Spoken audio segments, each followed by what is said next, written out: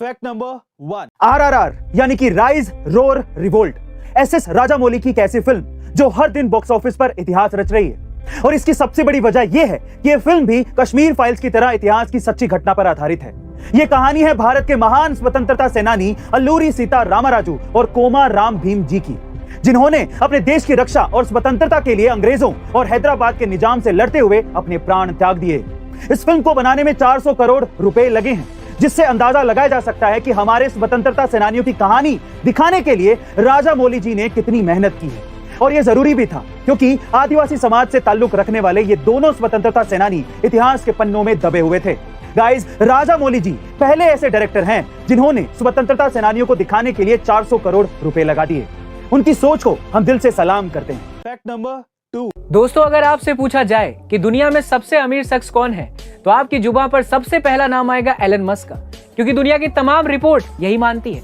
लेकिन खुद Elon Musk ये नहीं मानते। जी हाँ, एलन मस्क का कहना है कि मेरी नजर में दुनिया के सबसे अमीर व्यक्ति कोई है तो वो है रूसी राष्ट्रपति व्लादिमीर पुतिन।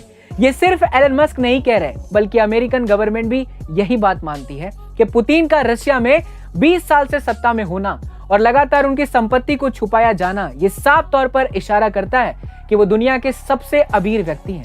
और ये सब पैसा उनके पास करप्शन से आया है।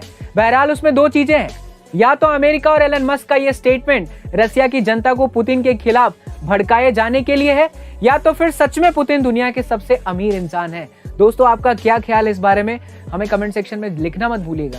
फैक्ट नंबर 3, गाइस, दूसरे विश्व युद्ध के वक्त जापान कॉपी कैट प्रोडक्ट्स बनाने के लिए पूरी दुनिया में बदनाम था।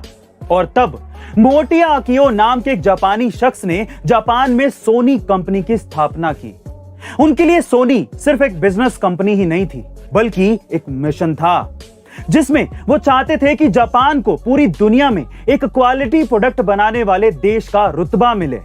क्योंकि मोटिया अकियो सोनी के जरिए दुनिया को बताना चाहते थे कि हम भी, यानी कि जापान भी अच्छे और असली प्रोडक्ट बना सकता है। गाइस, मोटिया अकियो ने सोनी को एक बिजनेस नहीं बल्कि एक मिशन बनाया, और आज पूरी दुनिया में सोनी का और जापान का असली प्रोडक्ट बनाने में डंका बजता है।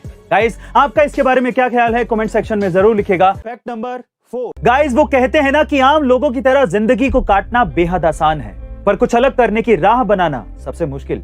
और इसी मुश्किल राह पर चलकर सूफिया ने वो कर दिखाया है जिसकी लोगों को कल्पना तक नहीं थी। जी हाँ गाइस, सूफिया ने कश्मीर से कन्याकुमारी तक 6000 किलोमीटर की दौड़ को 110 दिन में पूरा करके इतिहास रच दिया है। दरअसल 10 साल तक एयरपोर्ट पर नौकरी करने वाली सूफिया ने साल 2017 में नौकरी छोड़कर 4 महानगरों के बीच दौड़ लगाई थी।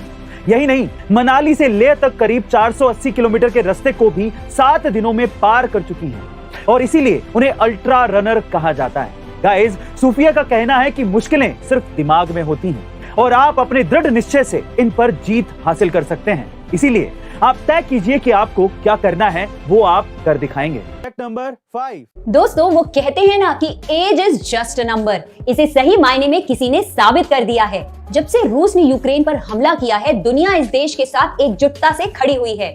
वॉर के कारण लाखों लोग बिछड़ गए हैं और दूसरे देशों में शरण लेने के लिए मजबूर हैं। इन्हीं युद्धग्रस्त राष्ट्र के पीड़ितों को हेल्प करने के मकसद से एक 15 साल के भारतीय लड़के ने पड़ोसी देशों में यूक्रेनी शरणार्थियों को जोड़ने से मदद करने के लिए एक ऐप बनाया है।